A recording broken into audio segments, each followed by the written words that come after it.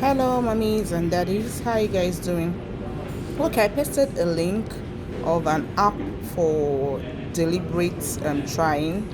Today we're talking about sex, sex, sex, sex, sex. So, I posted an app on Android. You can also check the iOS version to download for easy charting of your fertility cycle, your ovulation. You can help track and you can see inconsistencies in your cycle and all that. But like I said, the this today's day will not be relevant to you if you have not started detoxing by using the elixir, if you have not started managing your addressing the minor factors that we had talked about earlier, all the things we talked about in previous videos and previous posts.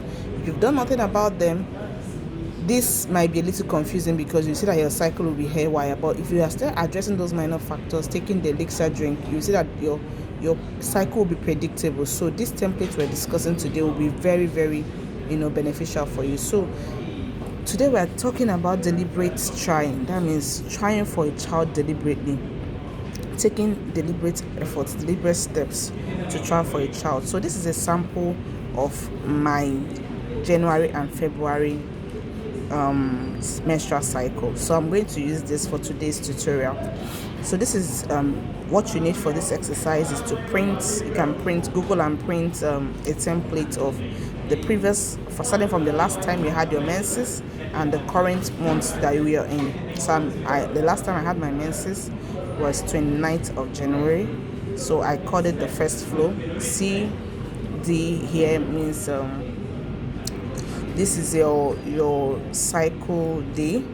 Okay, CD here means your cycle day. So this first day was the first day you had this flow, so we'll be using CD1, CD2 and all that. So CD1 was the first day I had my first cycle. So I'm going to take you step by step how all things being equal, all minor issues, minor critical factors addressed, if they are all addressed and your flow is consistent, this is the way it should go. Okay, so the first day of your cycle, you write it as CD1, CD2. I would like you to label from CD1 to CD24. Okay, so I'll take you step by step.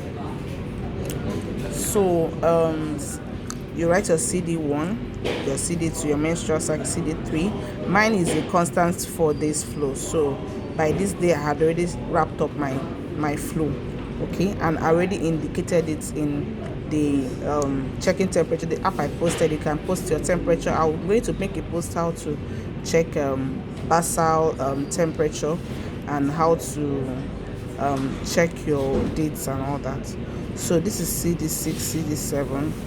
Then DTD is do, have sex. Okay, so on your CD8 you should plan to have, so that's the 8th day of your menstrual cycle, you have intercourse and have intercourse every other day. So DTD is do.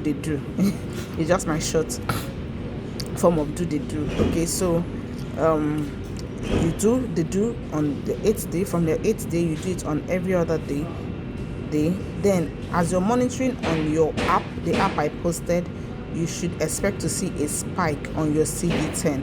Check for a spike, okay, in the graph. Once you see the spike, you note that they can see already have a smiley. So you, on the 8th day, you start on your 10th day, you start noting your 10th day of your cycle, you start noting the spike. And you do every other day.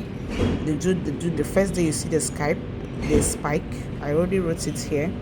Okay, you deliberately try for another, the next 2 days. So the first day you see the spike, the next 2 days you try deliberately. That means you ensure that emotionally, psychologically, every way the sex is intentional on these 3 days. Your CD10, 11 and 12. Then on CD13 you skip. Okay, we're discussing trying to have a child deliberately, so you skip sex on this day. Then you do on CD12, on CD14, all right. So you're having intercourse on the day you had the spike and the next 2 days in a row. Okay, then you skip the 4th day and you have intercourse again on the 5th day.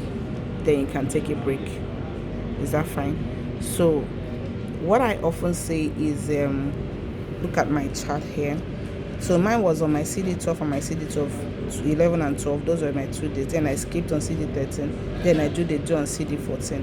So if you don't see any period 15 days after your first Skype, then you need to do a pregnancy test.